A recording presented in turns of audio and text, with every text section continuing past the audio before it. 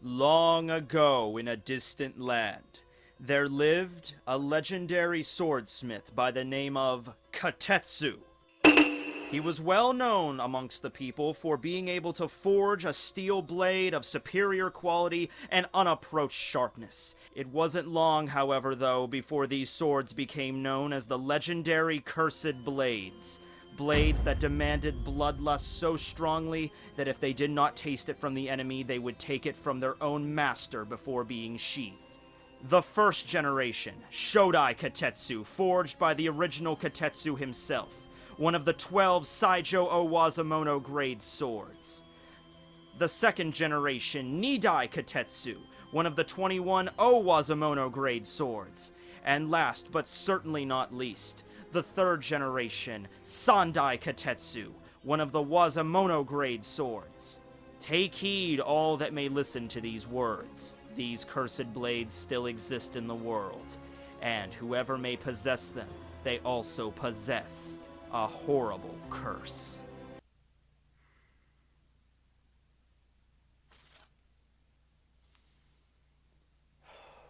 I'm only gonna get one chance at this.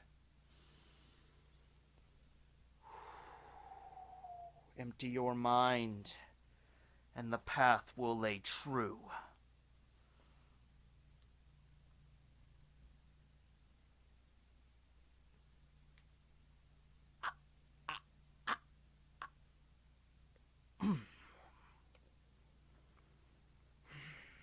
A devilish sword is best for devil's food cake.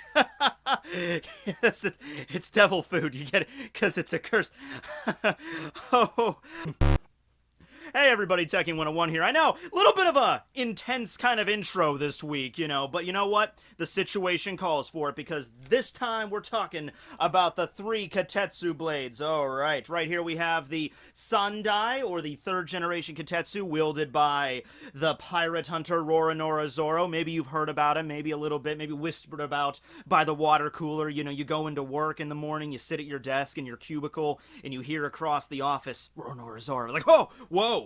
If that was the case, at least it would make working at an office a little bit more exciting. Alright, so as I'm sure any One Piece fan worth their salt should know at this point, we really don't know that much about the Kitetsu blades. Now, the Sandai Kitetsu, the one that Zoro wields, and the ones he's had in his possession since Logtown back in the East Blue Saga, we know quite a bit about that, and, how Zoro uses it, and now the nature of the curse of that particular blade. But in terms of, who Kitetsu was, and the other 2 blades, Shodai and Niidai, outside of their ranks, we don't really know much about them. Who wields them, or if anybody wields them? What's the deal with Kitetsu himself, the person that forged these blades? Was he from Wano, somewhere else? What's the nature of the curse? Is any of this going to factor into the One Piece story? Who knows? Don't know much about that. So, that of course means 2 things though, right out of the gate. Number 1, this is probably going to be like a 35-minute video, because let's face it, whenever I open up a video, it's like, hey guys, we don't know a lot about this person and or thing, usually end up jawing on forever. And number 2, a lot of theories are abound, so with anything involving that with One Piece, go and comment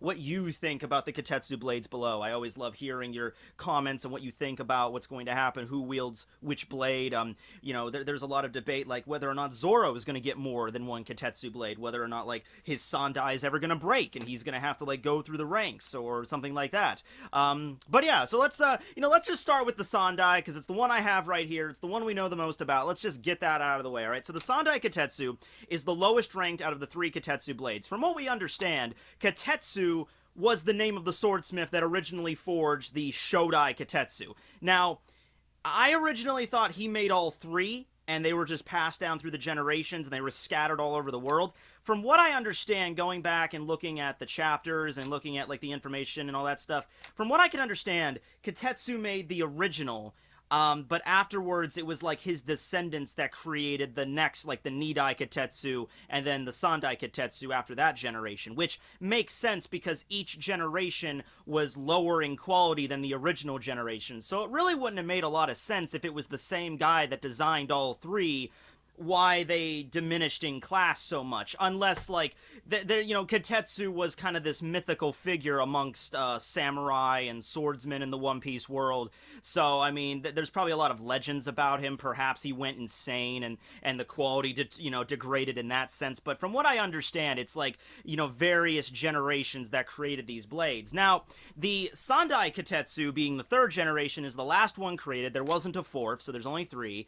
And this is only a Wazamono grade sword, and there's an unknown number of these blades. They're the lowest ones that actually have a named rank, and I made a whole video about how sword ranks work and everything, so I'm not going to go into huge detail there. You should probably go check out that video if you're confused of what these ranks are, but Wazamono is the lowest one that still has a status. But in the One Piece world, having a status is a big deal. So even though this is the lowest ranked one in the lowest class, don't consider it like it's insignificant. This sword has managed to get Zoro out of a lot of pinches before. He's gone up against a lot of strong opponents with this blade. It's not chipped, nor has it been broken.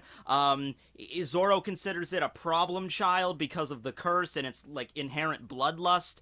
But it is a very good quality sword that Tashigi said it was probably valued at around 1 million berries, no less than 1 million berries for this grade sword.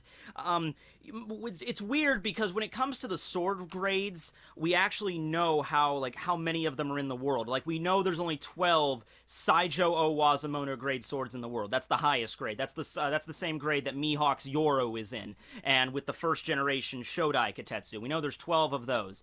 And we know there's 21 of the O Wazamono, and we know there's 50 of the Ryo Wazamono. But when it comes to just regular Wazamono, we don't know how many there are. But this one is certainly a pretty good quality sword there.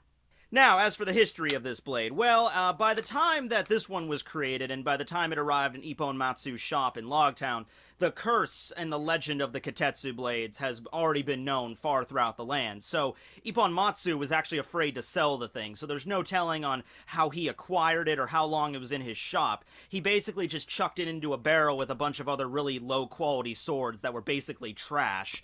And I guess anytime someone wanted to buy it, he just kind of sold it off as like, no, you don't want that sword. Because Ippon Matsu was afraid that if he sold this sword to somebody and then they get their ass killed by it, then the curse was going to transfer back to Ippon Matsu. So he just kind of kept it in his shop, but he never actually sold the thing until Zoro came in. Zoro was looking for 2 new blades. He didn't have a lot of money, so he was just rummaging around the trash swords. Immediately, like right away, picked out this one. Could tell it was different. Zoro has a good eye for this kind of stuff, and it also seemed that the sword was sort of calling out to him. Ippon Matsu's like, I'm not going to sell it to you. It's not going to happen. And then he decides to do the little trick where he unsheaths it, and he's like, oh, it's cursed. I get it. He's like, yeah, it's cursed. I'm not going to sell it to you. And then Zoro's like, all right, well, let's find out which is more deadly, which is more effective, the curse or my good luck. Chucks the freaking sword into the freaking air, sticks out his arm, and the sword passes right by his arm, lands in the freaking ground, and the thing is super sharp because it cuts right through the freaking ground like it was butter. Zoro picks it back up and is like, I'll take it, sir, so that was pretty cool. And I can, looking back on it now, if we're gonna go with the idea that these things are cursed in the sense that they have like an aura, or maybe like some type of personality, like they're living in a sense, not like in the Bleach way, like a Zanpakuto, but just like, there's an aura about them. If we're going along with that kind of line of reasoning, it really makes sense, because the blade wants to taste blood again. The blade wants to get out there and cut down some people. That's the whole goal of a sword, and they're cursed. And so, it's been in this shop for God knows how many years. Zoro walks in, and the sword's like, oh, yeah, this guy has like a demonic presence about him, because Zoro is likened to a demon a lot of times in the story. His eyes go red, and it's like, so the sword is like, yeah, I'm gonna go with this guy. I think I'll get a lot of opportunities to satiate my bloodlust when I go with him. And so the bond was truly made there. Later on during Whiskey Peak, that's the first time Zoro really had a chance to use these swords against enemies. He noted that this blade in particular was cutting things that he didn't want to be cut, or he was cutting, actually people down in a way that he didn't approve of. And, even to the point where he was actually surprised. Like, Zoro was fighting against the bounty hunters of Baroque Works at Whiskey Peak, and he, swipes at a few of them, and I guess he was just trying to, knock them away, or to just not cut them that deep, but he cut them down, hard. And Zoro's like, he's like, what? he was like really surprised, like, I didn't do that, what the hell? And so instead of being freaked out by this, instead of Zoro being like, ah, demon sword, Zoro just like, stop it. Stop it, Blade. You cut what I tell you to cut, and you cut how I want you to cut deep, alright? Treating it like a problem child, or like a dog that just pissed on your new rug. It's just like, no! No, Kitetsu! Bad Kitetsu! You know? And so, yeah, after that point in the story, it's not really referenced all too much as being cursed. It gets referenced, I think, one more time when they were at Water 7 and Zoro gets separated from his swords. He gets trapped in a chimney at Water 7. Chopper picks up the Kitetsu and is trying to free Zoro from this chimney. And Zoro, he's stuck in a chimney. He can't see anything. He's like, wait a second, Chopper, do you have the Kitetsu with you? And Chopper's like, yeah, I have it on my back. How did you know that? You can't see me. And Zoro just nonchalantly, just like matter-of-factly just says, oh yeah, that's cursed. It craves the blood of 1,000 innocents. I could just tell when that thing's around. We're kind of like kindred spirits. So, Chopper puts it in Zoro's hand, and he manages to slice up the chimney and get out. I think that was the last time it was really referenced of the curse being relevant. After that, it really wasn't shown all that much, although Zoro still has it, and he still wields it to this day, along with the Shusui and Wado. Usually uses this sword in conjunction with his, two-sword style techniques. So that's how it goes.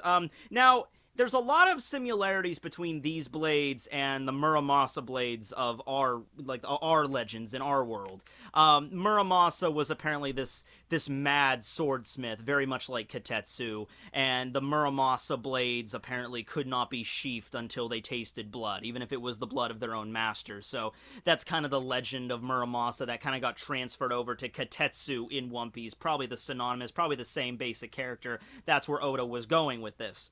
Now, what about the other two? This is something I really have to call Oda out on a little bit, because he introduced a really cool concept of all these different named blades and the ranks of the blades, Wazumono, Ryo Wazumono. After Logtown, it is really not referenced at all anymore.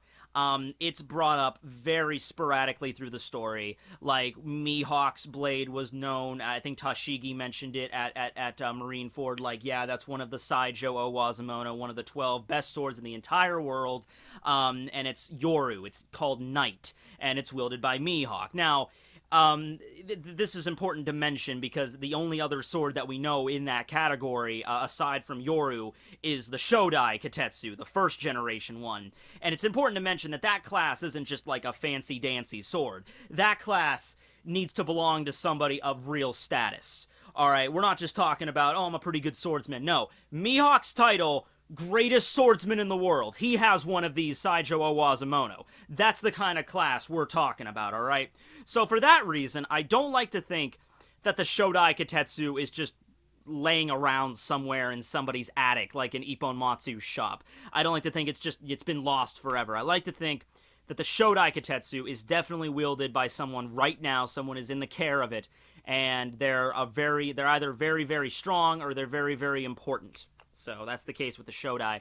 But I guess I'm skipping over the Niidai, so I do have a theory regarding that, and I'll bring that up.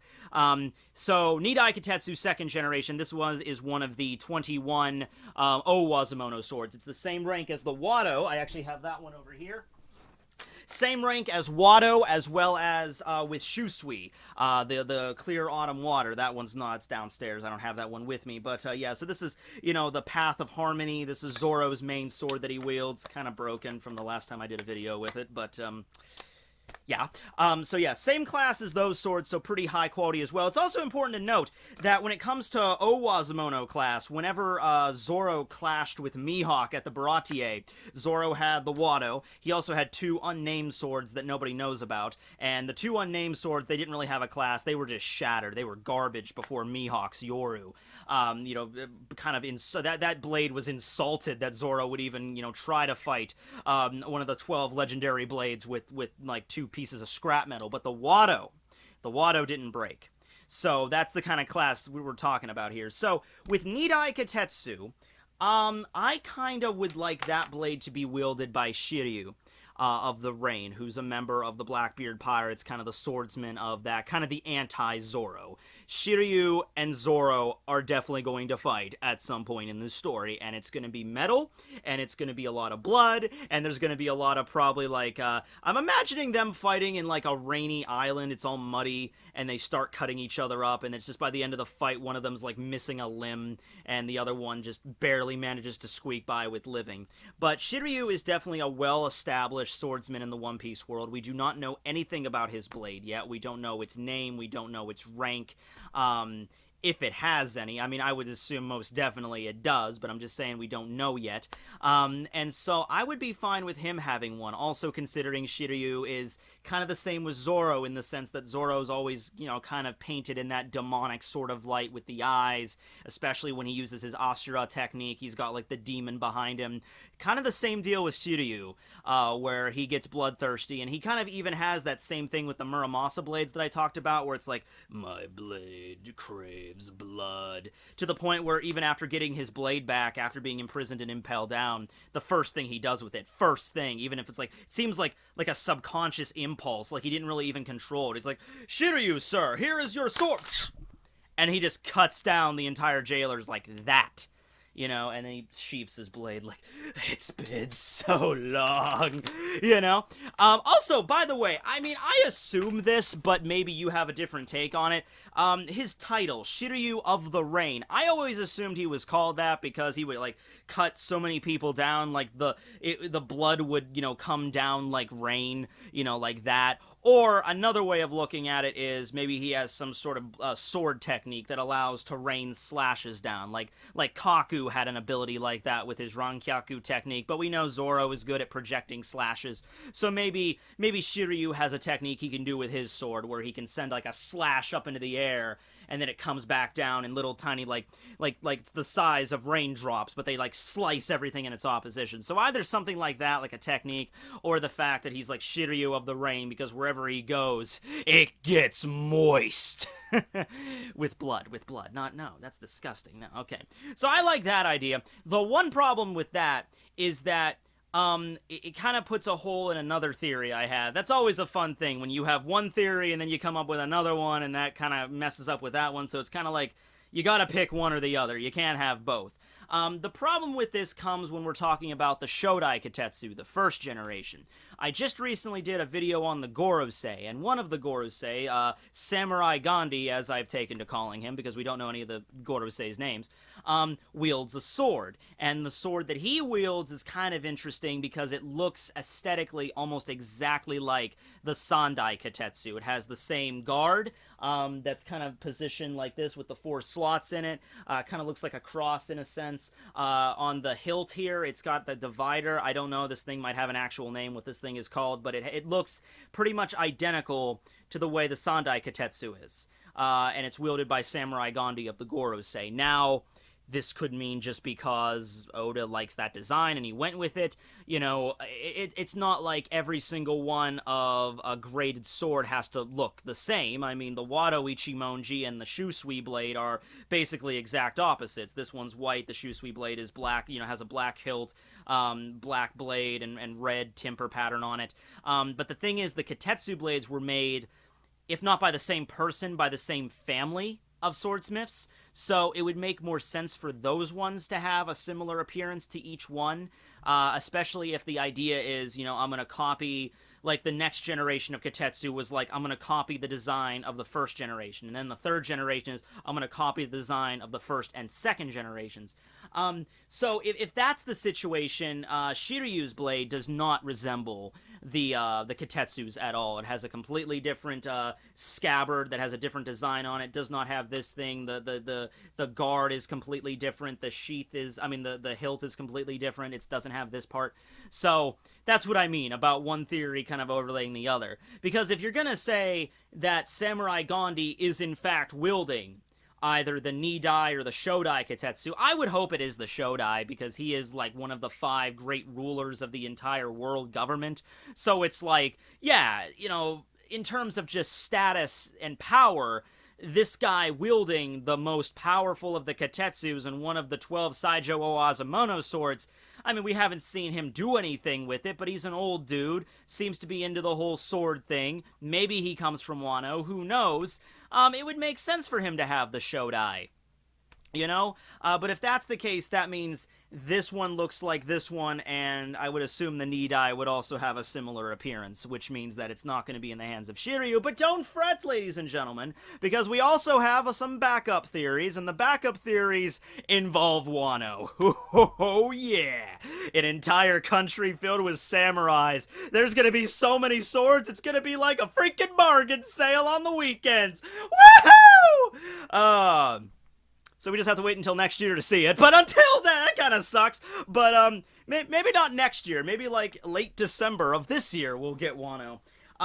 I really hope this is when Oda really goes just hog wild with the swords. I hope this is the point where he's just like, I'm bringing all the swords back. We're going to have all this lore with the ranks, and we're going to find out all about these different blades and everything like that, and the Kitetsus, and we're going to see maybe the Shogun, maybe the Shogun of Wano wields one of the Saijo Owazamono swords, or the Emperor, or one of the samurai, who knows?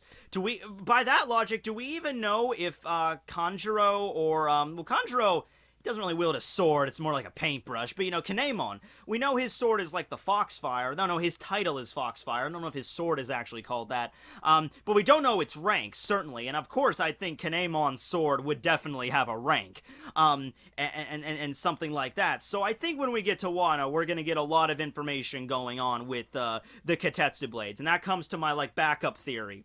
The Shogun wielding one of the Kitetsus, either Niidai or Shodai. Also, going along with that logic, I'm assuming most major swordsmiths in the One Piece world probably come from Wano.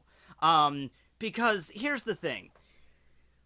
We've seen a lot of swords throughout One Piece. They're not always katana swords, alright? The katana is something that's indicative of Japanese culture. Now, of course, Oda is Japanese, so a lot of things that he puts in One Piece also come from Japanese culture. But Wano is something special, because Wano is an island that's based specifically off of Japan, feudal Japan. Alright, it's not like just something that Oda's gonna toss in because that's his home country. It's something that's actually gonna be directly referenced from that. Okay, so if there is going to be like an ancient swordsmith of legend, it has all these great blades, he's probably going to hail from Wano. So Kitetsu was probably from there, and a lot of his swords might still be there. Maybe the swords just kind of filter out. Hell, maybe most of the swords, maybe all of the ranked blades might come from Wano. And they just kind of filter out through the world after the centuries pass, after people leave Wano, or maybe come and kill the previous user and take them for themselves and leave. Who knows? But yeah, I could definitely see the Shogun owning one of the Kitetsus, whether that be the Niidai. I kind of really want the Gorosei member to have the Shodai. That's just my personal thing. Maybe your school of thought on that is he's just an old doddering man, and the Gorosei just sits around in a room sipping tea, talking about political events. He doesn't need to have a legendary sword. He's not going to fight in the story. He doesn't really need it. It needs to be in the hands of somebody truly badass. So in that regard, maybe you might think the Shogun might have the Shodai, but for me personally, I just like Samurai Gandhi having it. So with Niidai, I guess I'm gonna go with the Shogun or Shiryu, depending on if the style of each one is certainly the same. That's how it goes.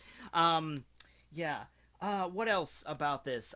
Zoro going through the ranks of these. Now, I remember back when he first got this one, there was some debate going on, not when it actually happened, because that was back in 1999. I was 6 or 7. I wasn't even reading One Piece back then, didn't even know it existed. But I remember reading some theories, and I saw some older ones that talked about Zoro eventually owning all 3 Kitetsu blades. Because he's 3 sword styles, Santoryu, so of course there's 3 Kitetsu blades. There you go. The problem with that is that he would have to replace both Wado as well as Shusui, and they've both become iconic swords in Zoro's arsenal, along with Sandai as well. But, the Wado Ichimonji was given to him by Kuina. I mean, that was his childhood friend, and that's part of his dream. His dream to become the greatest swordsman is kind of embodied in this sword. I imagine that when Zoro defeats Mihawk, or if someone else happens to defeat Mihawk, and then Zoro defeats the person who defeated Mihawk, whatever you're gonna say. Whenever Zoro truly becomes the world's greatest swordsman, it's gonna be like a win for both him and Kuina. You know what I mean? And this sword is kind of the catalyst that connects the two, so I would really not like him to lose this sword. As for Shusui, man, here's the thing. We all love Shusui. It's a freaking black and red sword. I mean, black and red just go along together, you know? That was actually my high school colors. But here's the thing. Zoro is going to be... He's in Wano right now. Like, he's actually probably having fun in Wano, getting lost, drinking a shit ton of sake right now, getting plastered at a freaking bar in Wano. But Shusui was a blade owned by Ryuma, who was a legendary hero and samurai from Wano. Zoro is a pretty honorable guy. It's kind of like the swordsman code. You have to be honorable. You know, the whole scars on a back are a swordsman's shame, that kind of shit. So, if Zoro went to Wano and maybe he met Ryuma's family, like his descendants, and they talked about how his grave was defiled and like his sword was removed and it was such a national disgrace, and Zoro actually sits down with the family and explains what happened, like, okay, yeah, long story, he got stolen by a giant onion human and this weird doctor dude, and he came back as a zombie. It was really messed up, to be honest with you. It was kind of like a mummy, and he had the soul of like an Afro skeleton musician put in him, so it was even weirder. But if Zoro explains, you know, I defeated Ryuma and I got the Shusui from him fair and square, I could see this going one of two ways. Either the family or the descendants or even the samurai of Wano, after hearing what happened, if they choose to believe it, would be like, okay, our legendary hero bequeathed the Shusui to you, so it is now yours. We want you to carry on his legend, and you kind of remind us of him a little bit, because he does, because Oda designed Ryuma in a very similar way to Zoro, because Ryuma came from one of Oda Sensei's previous works, one-shot Monsters, and it looks exactly like Zoro. So that one way it could go down, or number two, Zoro being an honorable swordsman, realizing that this was not something that was even his to begin with because it was stolen from a gravesite, might return the Shusui to Wano, to the samurai there, or to his family, and might have to get another sword by the end of Wano. Like, he returns, like, he's not out of sword. Like, he returns Shusui, and then by the end of the arc, he has another sword. Maybe the other sword could be the Niidai Kitetsu, or something like that. Like I said, I really like Shusui, and I'm not one that would like to see that be destroyed or be passed, you know, on to somebody else. I would like to see Zoro keep that blade until the end of the story. But it's something that's certainly going to be addressed, considering that Ryuma and Shusui came from Wano. So that's the situation there. But something I can see happening is Zoro, like, leveling up the Kitetsus by replacing said Kitetsu. Like, let's say the Shogun does have the Niidai Kitetsu. Zoro starts fighting the Shogun. Kitetsu versus Kitetsu. Now, it's been stated that there's a quality dip between each generation. So let's say Zoro has a balls-out fight with the Shogun, and the Sandai Kitetsu ends up getting broken, ends up getting shattered. And then, at the end of the fight, the Shogun either dies or, in his dying breath, like, gives the Niidai over to Zoro, or Zoro just takes it. It's like, you don't deserve this sword, or you stole it yourself, or you robbed this country of their freedom. I'm taking this sword from you. Something along those lines. I could see that happening way more than I could see the Shusui being swapped out. That, of course, would mean the Sandai would have to be broken, which does kind of suck, but out of 3 of Zoro's swords, if any one of them was going to get broken, I would pick Sandai to get broken.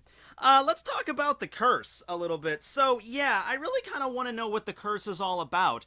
Oda is always someone that sets up things a long time ago and then might expand upon them much later in terms of the series lore. So, we actually might get, like, a backstory into seeing what Kitetsu was all about, who he was, why he became so crazy and, like, demonically possessed. The actual literal name of Kitetsu just means demon splitter. So in that regard, maybe, I don't know, maybe Kitetsu made his swords to go and slay demons, and then they eventually got tainted with demon blood or some shit, and they became evil swords. That seems like a cool backstory. You could do something with that, Oda. And maybe we'll get the nature of what the curse really means and why this sword picked Zoro and stuff like that, man. After so many years of setup and not being really not really mentioning what the curse blades are all about, after so many years, I would love to see something like that. And Wano, let me tell you, is the absolute perfect place to get that. On top of that, you know, there's a lot of strong people in the Marines. Maybe one of those guys has a Kitetsu blade. Who knows? But I just want to bring up now that, like, what the Kitetsus were all about. And I most certainly think, even though it hasn't been referenced in hundreds and hundreds and hundreds of chapters ever since East Blue, talking like chapter like 97 since the last time these other swords were mentioned, I think Oda will definitely, sure as Skippy, include the Shodai and the Niidai in the story. Not to say that Zoro's gonna get them, but they're definitely gonna be referenced. I assure you of that. In fact, I would say hard-pressed, maybe we're not gonna find out every single rank sword in the series, but those 12 Saijo Owazamono swords, the ones that are in the same class as Mihawk's Yoru and the Shodai, we're gonna get at least the other 10 in that class. I think we're gonna get that, maybe in Wano. That would be cool. Maybe I'm setting up too much stuff for Oda's workload, but I believe in him, okay? That's pretty cool. Yeah. Also, one more thing to mention, doesn't really have anything to do with the Kitetsus, but the Kitetsu doesn't have a monopoly on curse blades. Law's Blade, Kikoku, Demon's Well is also a curse blade, yet it does not have a rank. So, not all blades that have names have ranks, not all blades that are cursed are Kitetsu swords, but I thought I would just bring that up, that it's not, like, exclusive to Kitetsu. Other blades are cursed as well. So anyway, yeah, that's pretty much everything I wanted to say. What are your thoughts on the 2 remaining blades? What are your thoughts on Zoro possibly getting more Kitetsus? You know, the Shogun of Wano, the Samurai Gandhi from the Gorosei, maybe a member of the Marines. Tashigi is also somebody that's a sword nerd. Maybe she might get one someday. Who knows? You know, maybe the sword in that case, you know, the Sandai Kitetsu was kind of drawn to Zoro because of his bloodlust and his demonic powers and stuff like that. Maybe, like, one of the other Kitetsus will be drawn to Shishigi because of her massive, you know, her, oh, let's see, I've used so many other words for this. Have I used bazongas yet? Probably, but I'll use bazongas or bajubbly jubblies. That's a good one too. Yeah, like that's something that maybe that might draw the blade to Shishigi. And they keep getting bigger every time she gets promoted. So by the time Tashigi becomes a vice admiral, I mean, yeah. Okay, well, this is just getting derailed into boobs at this point, which is how most of my videos end. But, you know, I am a nice guy, so here's some art. Thanks for watching, everybody. I will be having some more of this devil's food cake. Signing out. Don't use your blades to eat snack cakes. It's not a very safe practice.